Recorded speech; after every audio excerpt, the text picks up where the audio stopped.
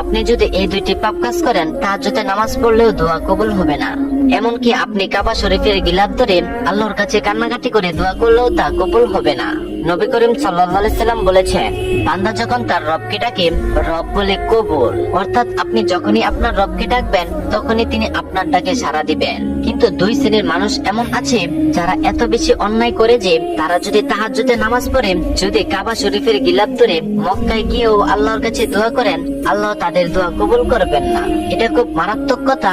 নবী করিম সাল্লাল্লাহু আলাইহি সাল্লাম বলেছেন, আমার উম্মতেরা যখন আমার রবকে ডাকে, রব তখন তার বান্দার ডাকে সাড়া দেন। কিন্তু দুই শ্রেণীর মানুষের ডাকে তাদের রব কখনোই সাড়া দেবেন না। এক নম্বর, প্রথমত যারা অন্যায়ভাবে অন্যের সম্পদ ভোগ করে, বিশেষ করে সমাজের প্রভাবশালী ব্যক্তিরা যারা সমাজকে নিয়ন্ত্রণ করে, তাদের দেখা যায় যে মানুষের জায়গা জমি নিজের মতো করে ব্যবহার করে। এগুলো আবু জাহেলের কাজ।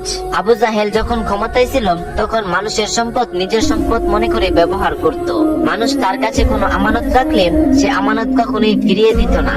মানুষের সম্পদ দখল করে সারা জীবন ভোগ বিলাসে কাটিয়ে দিয়েছেন। সুতরাং আজকে যারা অন্যায়ভাবে মানুষের সম্পদ ভোগ করে, তাদের মনে রাখতে হবে যে এরা কখনো মুহাম্মদ সাল্লাল্লাহু আলাইহি ওয়াসাল্লাম এর উম্মত হতে পারে না। এরা আবু জাহেলের গোষ্ঠী। এই কারণে প্রিয় ভাইয়েরা, আমরা যারা অন্যায়ভাবে অন্যের সম্পদ ভোগ করে, তাদের দোয়া আল্লাহ সুবহানাহু ওয়া তাআলা কখনোই কবুল করবেন না। যদি আপনি দোয়া কবুল করতে চান, অবশ্যই আপনাকে হালাল পথে উপার্জন করতে হবে। অন্যায়ভাবে অন্যের সম্পদ কখনোই ভোগ করতে পারবেন না। আল্লাহ তার বান্দার হক খাওয়া কখনোই পছন্দ করেন না। যদি তা করেন, তাহলে আল্লাহ পাক কখনোই আপনার সেই দোয়াগুলো কবুল করবেন না।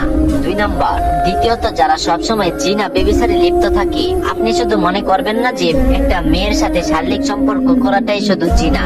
আপনি যদি ফেসবুকে খারাপ ভিডিও দেখেন, সেটাও জিনার শামিল। আপনি যদি হেঁটে হেঁটে কোনো নারীকে দেখতে চান, সেটাও আপনার পায়ের জিনা এবং চোখের জিনা, সবকিছুতে জিনা হয়ে যায়। সুতরাং যারা এই ধরনের হারাম সম্পর্কের মধ্যে জড়িত আছে, তাদের দোয়া আল্লাহ কবুল করবেন না। কারণ তারা গার্লফ্রেন্ডের সাথে কথা বলে, সেটাও জিনার অন্তর্ভুক্ত। গার্লফ্রেন্ডকে চোখ দিয়ে দেখা, সেটাও জিনা। গার্লফ্রেন্ডকে হাত দিয়ে ধরা, সেটাও জিনা হয়ে যায়। আর এতগুলো জিনা যারা করে, তাদের জিনার সাথে সম্পর্ক। যারা জিনা করতে করতে জীবন কাটায়, তাদের দোয়া আল্লাহ পাক কখনোই কবুল করবেন না। খুব মারাত্মক কথা।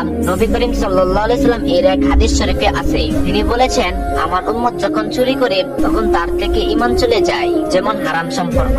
তিনি আরো বলেন, আমার উম্মত যখন জিনা বা ব্যভিচারে লিপ্ত হয়, তখন তার থেকে ঈমান চলে যায়। আবার যখন মদ খায়, তখনও তার থেকে ঈমান চলে যায়। পরবর্তীতে সে যখন এগুলো ছেড়ে আল্লাহর পথে ফিরে আসে, তখন তার কাছে ঈমান ফিরে আসে। সুতরাং এগুলো খুব মারাত্মক কথা। এজন্য আমাদেরকে গুনাহ থেকে বাঁচতে হবে। মনে রাখবেন, এই দুনিয়াতে আমরা চিরস্থায়ী না।